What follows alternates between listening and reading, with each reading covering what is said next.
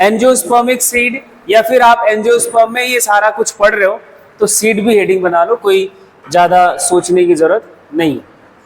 Post fertilization event में आपने conversion क्या क्या देखा था? पोस्ट फर्टिलाइजेशन इवेंट का कन्वर्जन क्या क्या था? तो पहला कन्वर्जन यही था कि जाइगोट किसमें कन्वर्ट होता है? एम्ब्रियो में। और एम्ब्रियो का आपने डेवलपमेंट देख लिया, मीन जाइगोट से एम्ब्रियो कैसे बनता है, कितने टाइप का बनता है, वो हो चुका बात। उसके बाद आपने PEN से एंडोस्पर्म का डेवलपमेंट पढ़ा था, ये भी हो चुका है। उसके साथ हमने लिखा था कि ओव्यूल जो है ये किस में कन्वर्ट होता है? सीड में। सारे जो इवेंट्स हैं देखो वन बाय वन हम पढ़ते हैं क्योंकि हमारी मजबूरी है, हमें समझने का एक टाइम पे एक ही काम समझ आता है, ब्रेन का प्रोसेसर ऐसा है। लेकिन सब कुछ ये जो साइमल्टेनियस है, साइमल्टेनियस मतलब साथ साथ चलने वाले ये सारे काम हैं, ठीक है। तो उसके साथ साथ हमने लिखा था कि जो ओवरी है ये भी, इसमें भी चेंजेस चल रहे होते हैं and finally it's converts into fruit. तो अब ये वाला टॉपिक तो अपना हो गया है, ये हमने डिस्कस कर लिया। डेवलपमेंट एम्ब्रियो में कंप्लीट कर लिया, एंडोस्पर्म का कंप्लीट कर लिया। एंडोस्पर्म के टाइप्स बताना, बोलो भाई। न्यूक्लियर, सेलुलर और हेलोबियल। ऐसे एम्ब्रियो, डाइकॉट और मोनोकॉट, ये दोनों आपने पढ़ लिए हैं। अब ये कन्वर्जन आपको समझना है, इसी के बारे में अपन को बात करनी है कि सीड कैसे बनता है, क्या है उसका स्ट्रक्चर, क्या है, इतनी बात आपको समझनी है। पहली बात आप समझो, फर्टिलाइजेशन का रिजल्ट है जाइगोट, जाइगोट कन्वर्ट हुआ एम्ब्रियो में, PEN कन्वर्ट हो जाएगा एंडोस्पर्म में।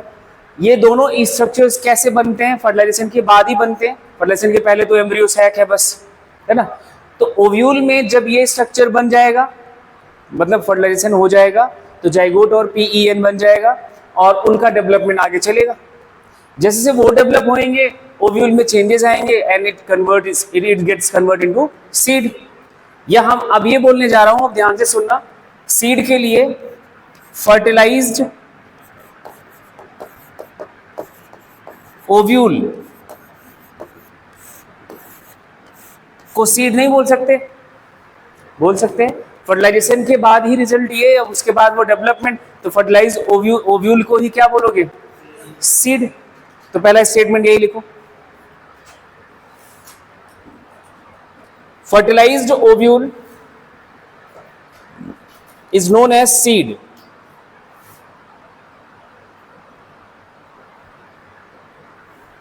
Is known as seed. अब दूसरी बात लिखना वहीं पे, थोड़ा सा और चेंज करेंगे। और सीड के लिए एक पहला वर्ड देखो, मैच्योर ओव्यूल पहले मैच्योर हो जाए, फर्टिलाइज्ड हो जाए, पूरी बात बोल रहे हैं, एंड इंटेगुमेंटेड। कैसा?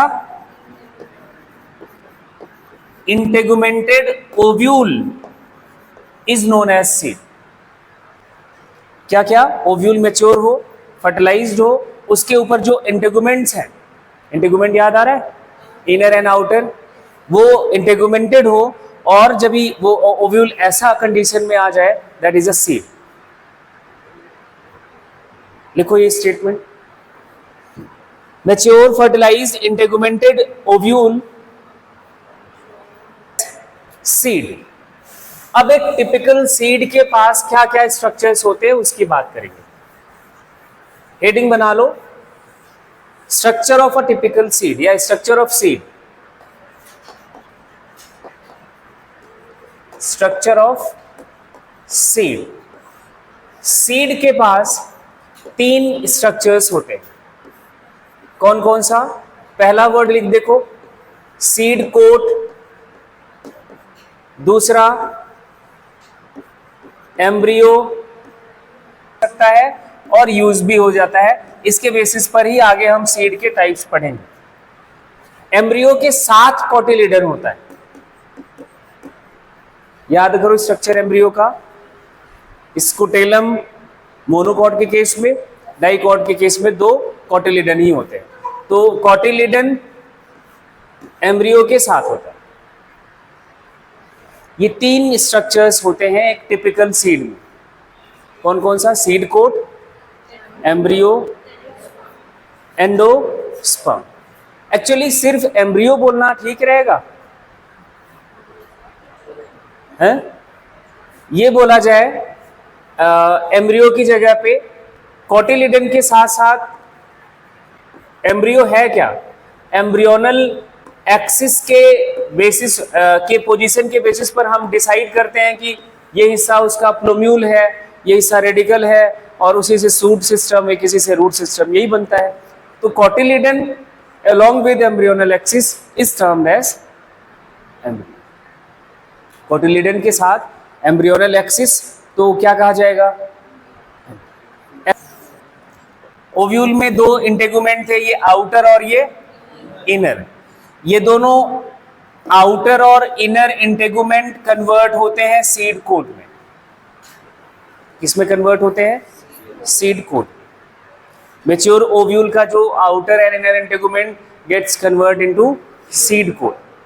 और सीड कोट के जब ये सीड कोट के फॉर्म में कन्वर्ट हो जाते हैं तो सीड कोट के 2 लेयर्स बनते हैं, उनका नाम अलग है। वही आउटर इंटेगुमेंट और इनर इंटेगुमेंट का ही कन्वर्जन है, और कन्वर्ट होने के बाद जब इनका स्ट्रक्चर चेंज हो जाता है तब इनका नाम हो जाता है टेस्टा एंड टेगमेन। ये आउटर इंटेगुमेंट है, ये आउटर सीड कोट है, और ये इनर सीड कोट है। ये आउटर इंटेगुमेंट का कन्वर्जन है, ये इनर इंटेगुमेंट का कन्वर्जन है। सीड कोट भी 2 लेयर की, वही एक्चुअली इंटेगुमेंट कन्वर्ट होकर के सीड कोट बनाता है। तो outer integument gets convert to form testa and inner integument gets convert to form teg. ठीक है, तो पहली बात लिखो सीड कोट में integuments of ovule, integuments of ovule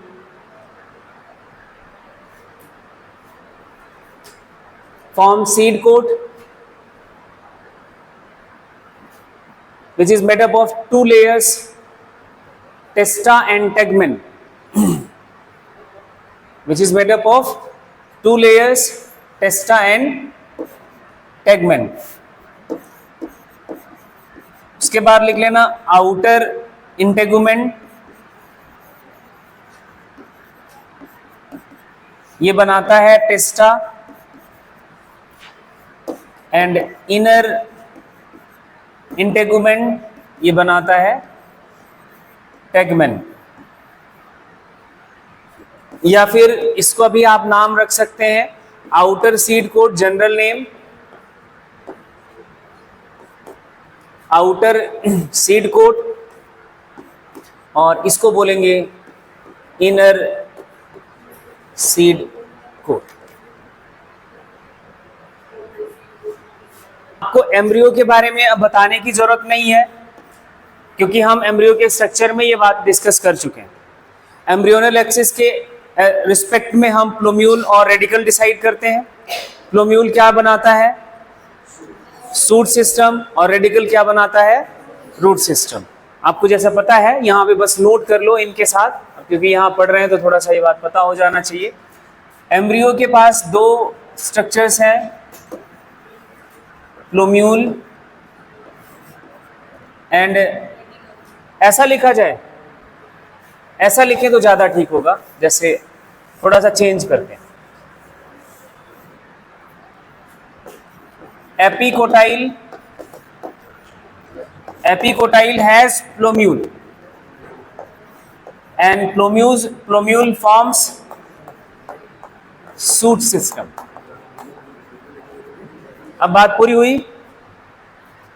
दूसरा जो एम्ब्रियोनल एक्सिस के नीचे वाला हिस्सा होता है उस रीजन को hypocotyl, it has radical and it forms root system.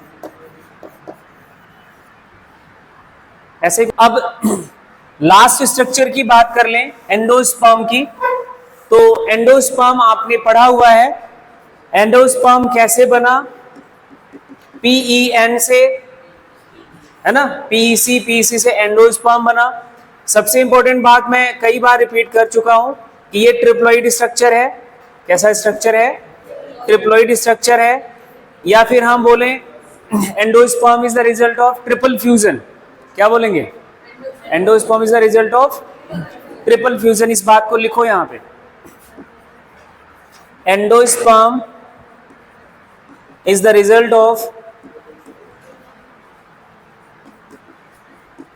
Triple fusion. किसका रिजल्ट है?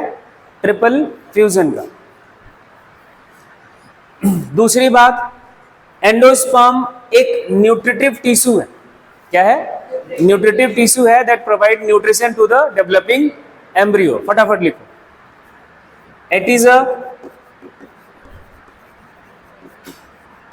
न्यूट्रिटिव टिश्यू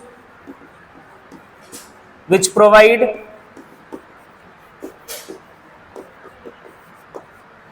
provide क्या बोलो? Nutrition to developing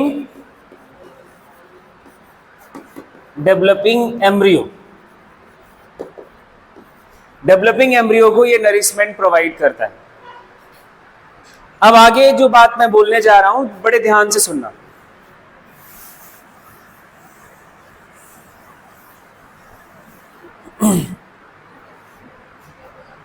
seed germination का मतलब क्या होता है कि एम्ब्रियो का जो प्लूम्यूल और रेडिकल वाला रीजन है वो डिवाइड एंड डिफरेंशिएट होकर रूट शूट सिस्टम बना दे, एंड रूट सिस्टम बना दे तो वो प्लांटलेट का फॉर्म ले लेगा, एंड जब ग्रीन लीव्स आ जाएंगी तो वो ऑटोट्रॉप्स हो जाएगा। मतलब एम्ब्रियो जो सीड के अंदर है, जब आपने सॉइल में डाला, कंडीशंस वो दी जर्मिनेशन के लायक, तो उस दौर से लेकर जब तक उस जर्मिनेशन के बाद जो प्लांटलेट बनेगा, स्मॉल प्लांट, जब तक उसके पास ग्रीन लीव्स नहीं आ जाता है, ग्रीन स्ट्रक्चर नहीं आ जाता, तब तक एक टाइम पीरियड तो जाता है। और उस टाइम पीरियड के लिए, उस टाइम पीरियड में प्लांट जो plant miniature form of the plant जैसे एम्ब्रियो कह रहे हैं जो सीड के पास है, वो ऑटोट्रॉप तो है नहीं, फोटोसिंथेसिस तो कर नहीं सकता, उसको फूड सप्लाई तो चाहिए, तब भी चाहिए, नहीं तो मर जाएगा। और उस दौर में जो नरिशमेंट देता है वो एंडोस्पर्म देता है। इवन उसके पहले जो सीड बन गया, अभी आप वो डोरमेंसी के स्टेज में चला गया, नेक्स्ट सीजन तक का वेट कर रहा है, इस दौर में भी यही नरिशमेंट देता है। अब पूरी बात और इसने जो बात कही है वो भी पूरा कर ले। Endosperm is the result of triple fusion. जब फर्टिलाइजेशन के बाद एम्ब्रियो बन रहा होगा, एम्ब्रियो बन रहा होगा तो एम्ब्रियो के पास दो कोटिलिडन्स बनते हैं। तो वो क्या है? Cotyledon, that is a part of embryo. वो कोटिलिडन भी उसका एम्ब्रियो का ही हिस्सा है जिसमें रिजर्व फूड स्टोर होता है। बात समझ आई? अब जब वो कोटिलिडन बड़ा कर रहा है तो एंडोस्पर्म यूज करेगा, एंडोस्पर्म अपना यूज करेगा जो ट्रिपल फ्यूजन का रिजल्ट से बना था मास ऑफ टिश्यू, तो उसका एंडोस्पर्म खत्म हो जाता है। अभी वही हम पढ़ने जा रहे हैं। इसी एंडोस्पर्म के प्रेजेंस सीड में क्या वो बचा हुआ है या फिर खत्म हो गया है, कोटिलिडन में यूज हो गया है, कोटिलिडन के फॉर्मेशन में, डेवलपमेंट में यूज हो गया है कंप्लीटली।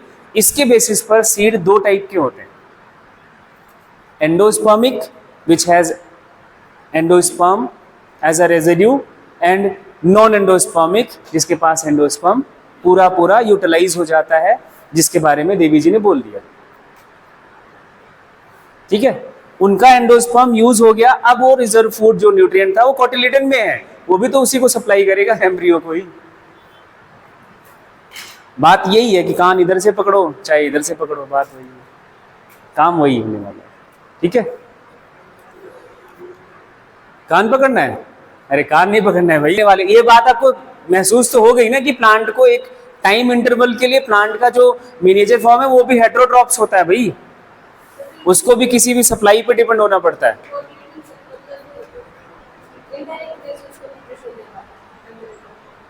नहीं तो फिर डायरेक्टली देगा। के बारे में इतनी बात समझ आ गई। नेक्स्ट पॉइंट लिख लो, on the basis of endosperm, on the basis of presence and absence of endosperm in seeds, on the basis of presence and absence of endosperm in seeds, seeds are classified into two groups। दो type के seed होते हैं, एक को बोलेंगे endospermic seed, एक को बोलते हैं नॉन एंडोस्पर्मिक सीड। ये दो वर्ड पहले याद करो। दूसरा जो टर्म इसके लिए लिखते हैं एल्ब्यूमिनस सीड, एंडोस्पर्मिक के लिए लिखेंगे एल्ब्यूमिनस सीड। सेम बात यहां भी लिखोगे, क्या लगा के, नॉन एल्ब्यूमिनस। इन दोनों का नाम ऐसे याद, दो नाम तो आराम से याद हो जाते हैं, है ना। ये जो नॉन एंडोस्पर्मिक सीड है, इसका एक और नाम है जो आप लोगों को कभी भूलेगा ही नहीं, एक्स एल्ब्यूमिनस सीड। और मुझे नहीं लगता आज के दौर में एक्स ना पता। एंडोस्पर्मिक सीड के बारे में बात करो, लिखो द सीड्स या these seed retain a part of endosperm, मतलब इनमें जो एंडोस्पर्म है वो थोड़ा बहुत बचा रहता है। Seed retain part of endosperm, endospermic में लिखोगे seeds retain a part of endosperm. देखो डेवलपमेंटल स्टेजेस में एंडोस्पर्म यूज होगा, लेकिन थोड़ा बहुत बचा रहता है। या इसी बात को दोबारा से दूसरे तरीके से लिख सकते हो, ड्यूरिंग एम्ब्रियो डेवलपमेंट, इसी बात को स्टेटमेंट चेंज करके लिख सकते हो, during embryo development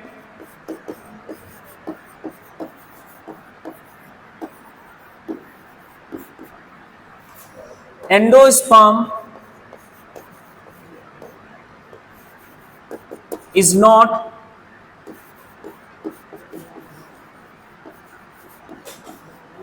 not completely used। बात वही है कि अलग है? वही है। एम्ब्रियो डेवलपमेंट के दौरान यहाँ पे जो एंडोस्पर्म है वो पूरी तरह से यूज नहीं होता है, कुछ हिस्सा बचा रहता है, तो उसको बोलोगे एंडोस्पर्मिक सीड। चलो, इनमें जो फूड स्टोर होगा, अगर एंडोस्पर्मिक सीड है तो उनमें जो फूड स्टोर होगा वो कहाँ होगा? इस एंडोस्पर्म में स्टोर होगा, क्योंकि इनके कोटिलेडन में नहीं जाता। तो इन केसेस, इस टाइप के सीड्स में फूड स्टोर कहाँ होता है? लिखो एंडोस्पर्म में, लिख लो इस बात को। In this type of seeds food is stored in endosperm. इस type of seed food is stored in endosperm.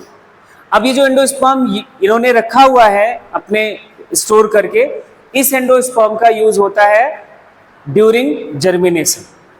This seed use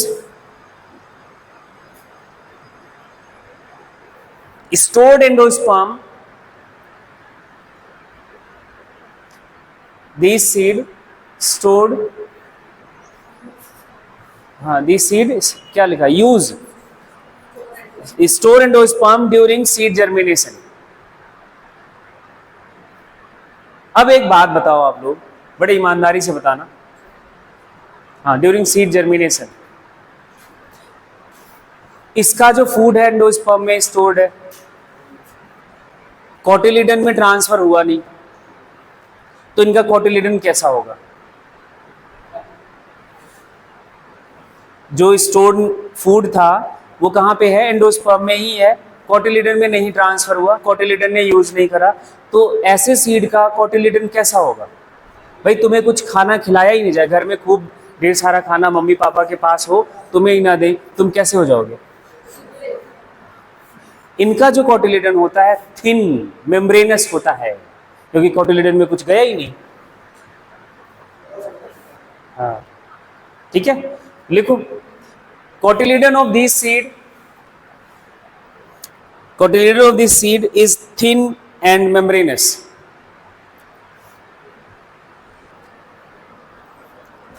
ज्यादातर मोनोकॉट जो प्लांट हैं उनके जो सीड्स हैं वो एंडोस्पर्मिक होते हैं। लिखो पहले एग्जांपल में लिखो, मोस्ट ऑफ मोनोकॉट सीड। अब मोनोकॉट सीड के नाम बताने होंगे आपको कुछ, जैसे वीट, राइस, मेज, बार्ले, ये सब मोनोकॉट है। लिखो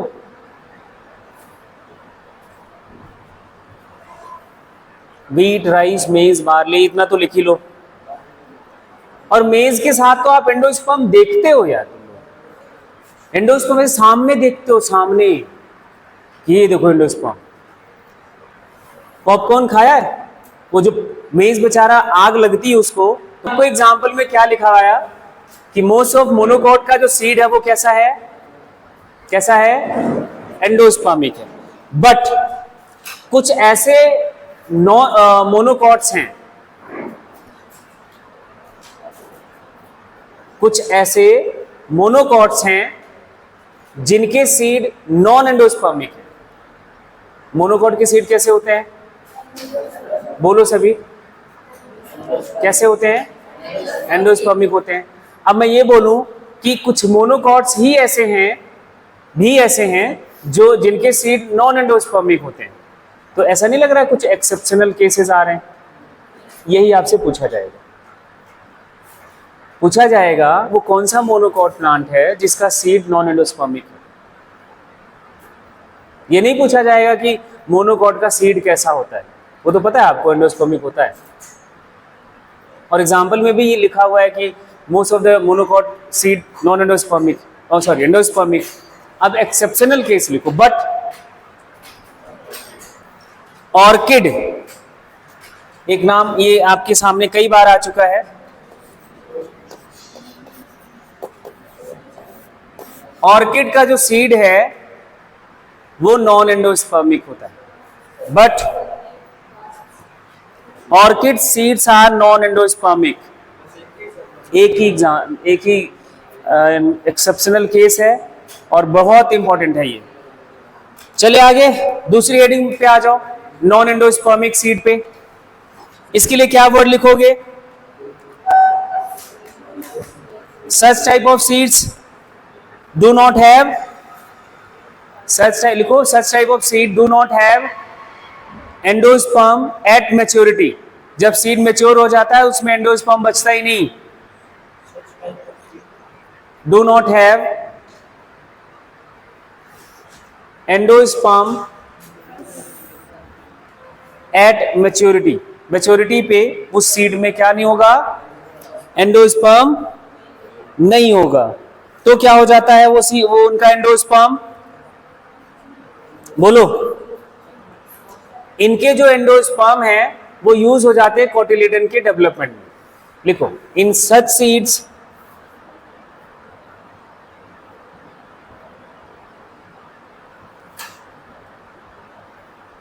endosperm consumed by embryo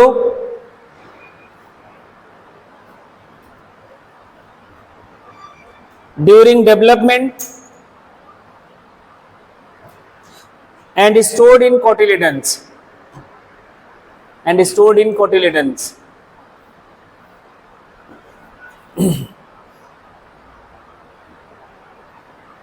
in cotyledons.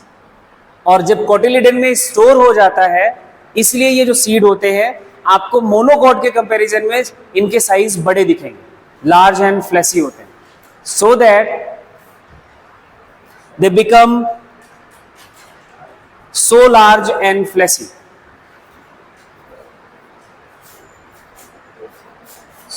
They become so large and fleshy. आपने मैंगो सीड देखा है? मैंगो फ्रूट नहीं, सीड। कितना बड़ा सीड होता है ना? पल्सेस तो देख ही रहे हो। ऐसे आप डाइकोट जितने सीड देखोगे वो मोनोकोट के कंपैरिजन में कहीं बहुत ज्यादा बड़ा होता है।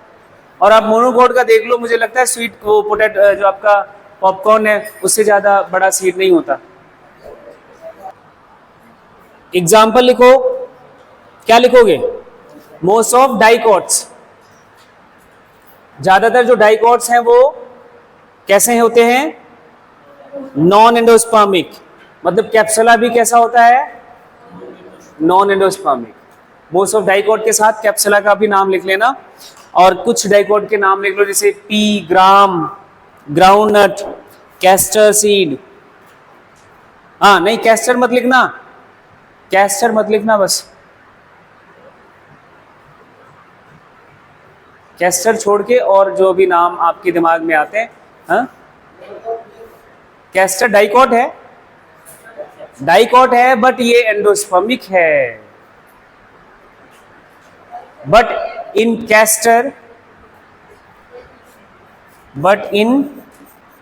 Castor seeds are endospermic. इनके जो सीड्स होते हैं वो कैसे होते हैं? एंडोस्पर्मिक होते हैं। इतनी बात आपको समझ के रखनी है। एक शब्द लिखवा रहा हूं और ध्यान से लिखना, और बड़ा कंफ्यूजिंग तो नहीं है लेकिन बहुत इंपॉर्टेंट है। सीड के कितने पार्ट्स थे?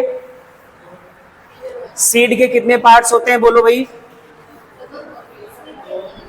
3 पार्ट्स। कौन कौन से? सीड कोट प्लस एम्ब्रियो, और इसके साथ क्या लिखें? हाँ जी, एंडोस्पर्म। अब ये देखो, ये जो सीड कोट के अंदर ही ये सारा स्ट्रक्चर होगा। ये दोनों स्ट्रक्चर कहाँ होंगे? सीड कोट के inside. Seed coat outer most covering है ना? जो सीड कोट के अंदर का टोटल कंटेंट या होल कंटेंट है सीड का, उसके लिए एक टर्म लिखा जाता है,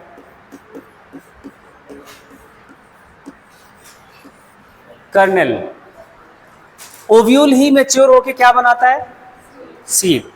ओव्यूल के पास आपने एक स्ट्रक्चर पढ़ा था, माइक्रोपाइल पढ़ा था, जहां पे इंटेगुमेंट, माइक्रोपाइल का मतलब है the region where integuments are absent, या इंटेगुमेंट नहीं होता है, वो आपका क्या कहा जाएगा? माइक्रोपाइल। और अभी हमने बोला कि सीड का जो कोट है वो किससे बनता है? इंटेगुमेंट से बनता है। अब जहां इंटेगुमेंट है ही नहीं, उधर कौन सा कोट बनेगा? बनेगा क्या? नहीं बनेगा। सीड के पास जो ओव्यूल के पास जो माइक्रोपाइल है, ये सीड में जब कन्वर्ट होता है ovule, which is also gets converted into a small pore, और उधर से ही सीड जो है वो ऑक्सीजन, वाटर और ड्यूरिंग जर्मिनेशन जो जो चीजें चाहिए होती हैं वो एब्जॉर्ब करता है। वो क्या करता है? एब्जॉर्ब करता है। लिखो पहला point, micropyle remains as a small पोर।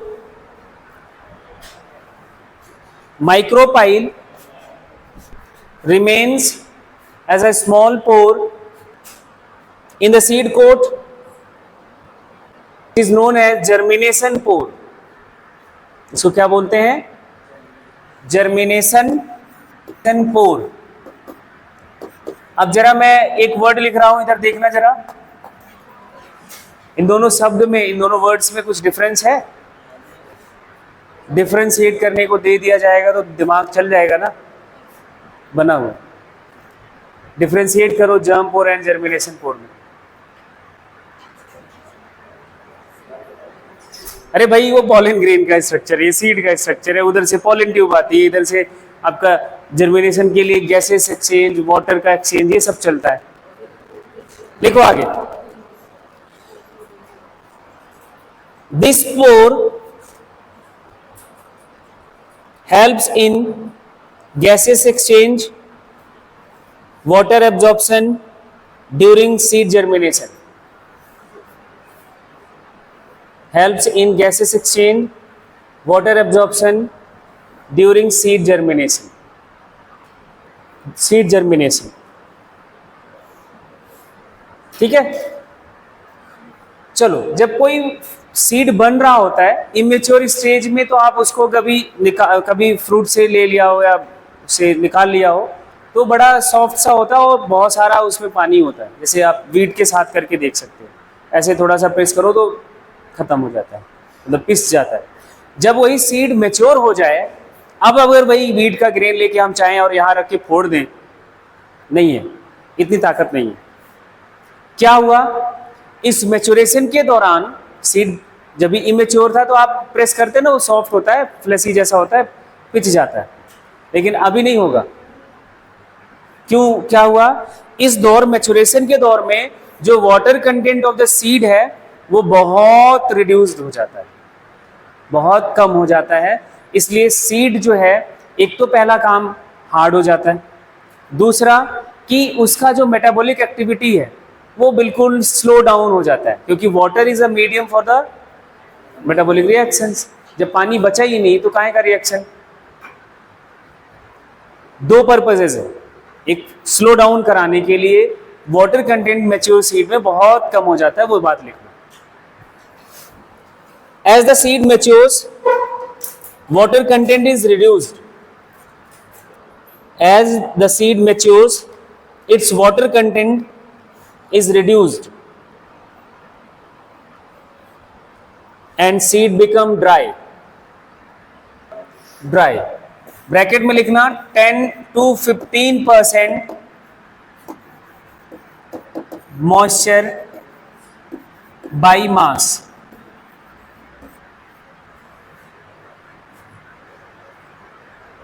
अगर सीड का कोई वेट 10 ग्राम है तो उसका 10 to 15% ले लो उस 10 ग्राम का, बाई उतना मॉइस्चर उस सीड में होगा, इससे ज्यादा नहीं, ठीक है। तो बहुत कम पानी है, ये करता क्या है, this condition slow down, this condition slow down general metabolic activities of the embryo.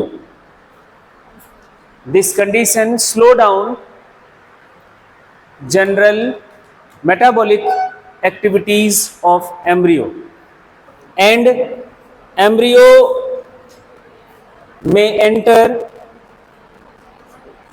a state of inactivity, and embryo may enter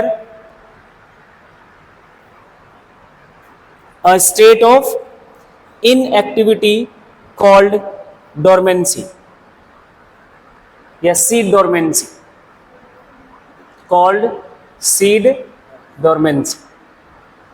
और ये ड्यूरेशन ऑफ seed dormancy जो है ये वेरिएबल है। State of inactivity called seed dormancy, और ये बहुत ज्यादा वेरिएबल है स्पीसीज टू स्पीसीज। किसी के लिए कुछ महीने की बात है, किसी के लिए कुछ सालों की बात है, किसी के लिए कुछ 100 सालों की भी बात हो सकती है। Seed dormancy. अब जो ये सीड को जब जर्मिनेट कराना है तो उसके लिए आपको बस करना क्या होगा, फेवरेबल कंडीशन क्रिएट करना होता है। और वो फेवरेबल कंडीशन का मतलब होता है adequate amount of water, adequate supply of oxygen, and third one is the most important, optimum temperature. क्या, सीड को कौन सा सनलाइट की जरूरत है, हाँ, ठीक है। क्या क्या चाहिए? Adequate amount of water and adequate supply of oxygen, and third one is the optimum temperature. क्या? अरे the favourable condition for the seed germination, moisture, adequate moisture, adequate oxygen, adequate moisture, adequate oxygen, and तीसरा लिखो क्या? Suitable temperature या फिर optimum temperature. अच्छा, इन सब के बाद एक सवाल है कि भाई एंजियोस्पर्म में सीड बनता क्यों है? हाँ, what are the advantages of seed? वो तो एम्ब्रियो वैसे जर्मिनेट हो जाए, बनते ही एम्ब्रियो जर्मिनेट हो जाए, कंटिन्यू तो रहेगा ही।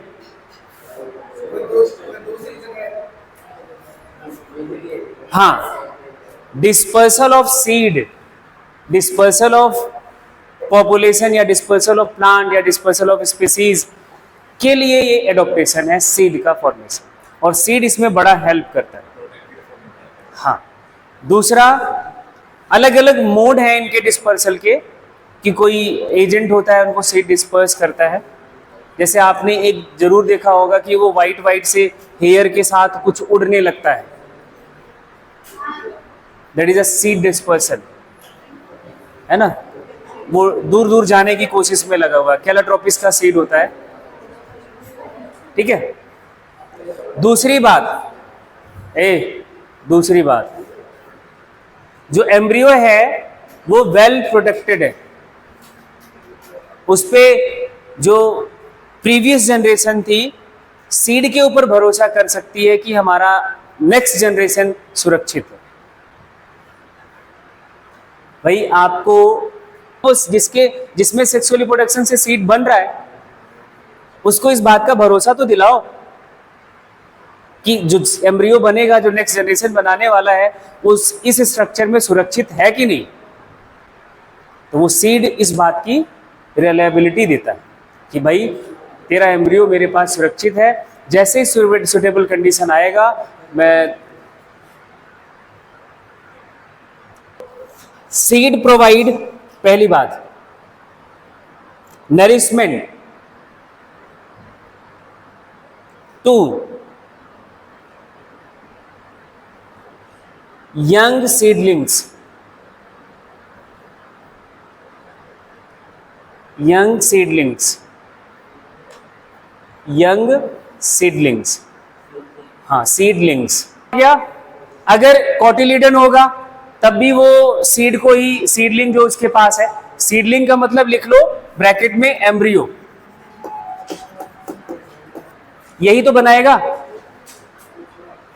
सीडलिंग जो लिखा हुआ है, कहीं कंफ्यूजन हो कि ये सीडलिंग कहां से आ गया, वो कुछ और नहीं है, वो एम्ब्रियो ही है।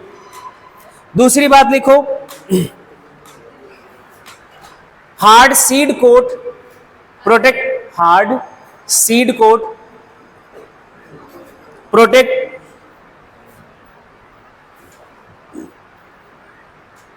प्रोटेक्ट एम्ब्रियो या यंग एम्ब्रियो लिख लेना। सीड कोट का प्रेजेंस एम्ब्रियो को प्रोटेक्शन प्रोवाइड करता है।